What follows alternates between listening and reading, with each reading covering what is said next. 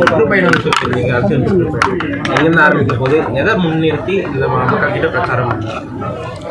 August 3 கும்மிடிப்பூண்டியிலேருந்து ஆரம்பிக்கிறோம். உள்ளம் தேடி இல்லம் நாடி, அதான் எங்களோட கேப்ஷன். அதாச்சும் தமிழ்நாடு முழுவதும் ஆகஸ்ட் 3லேருந்து 28 வரைக்கும் எங்களோட சுற்றுப்பயணம் இருக்கும். தமிழ்நாடு முழுவதும் அது முதல் கட்டமாக ஒரு சில தொகுதிக்கு இப்போ போகிறோம். 2ஆம் கட்டம் உங்களுக்கு தலைமை விகிதர்கள் அறிவிப்பாங்க. தேசிய முற்போக்கு திராவிடர்கள் கட்சியை வலுப்படுத்தியும் மக்கள் மனதில் நம்பிக்கையை மீண்டும் விதைக்கிறதுக்கும் இந்த பயணம் இருக்கும்.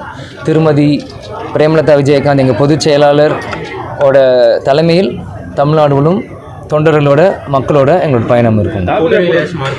என்னங்க இல்லை, எங்கள் பொதுச் செயலர் தெளிவாகவே சொல்லியிருக்காங்க. ஜனவரி 9 கடலூர் மாநாட்டில் எங்களோட கூட்டணியை பற்றி நாங்கள் சொல்லுவோன்ட்டு.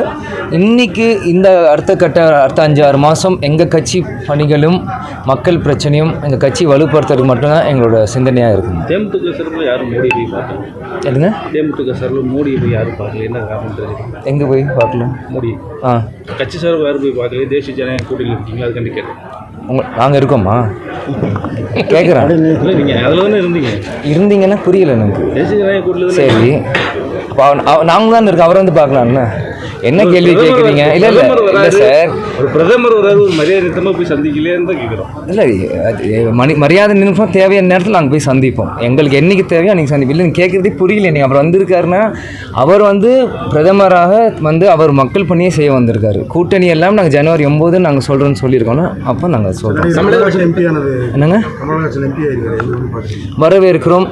கமல்ஹாசன் சார் நீண்ட நாளாக சினிமா துறையிலிருந்து இன்றைக்கி அரசியலுக்கு இன்றைக்கி அவருக்கு ஒரு வாய்ப்பு திமுக சார்பால் கொடுத்துருக்காங்க.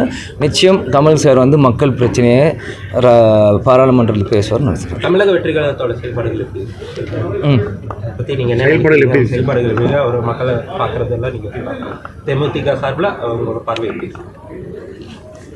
என் பார்வை இது என்னங்க எனக்கு புரியல. நீங்கள் என்ன கேள்வி கேட்குறீங்க? எது கேட்குறீங்க? கட்சியுடைய தேமுதிக பார்வையில் தாவேகா எப்படி? எங்கள் தேமுதிக பார்வை மக்களை நோக்கி தான், வேறு எந்த நோக்கியும் இல்லை. ஓகேங்களா?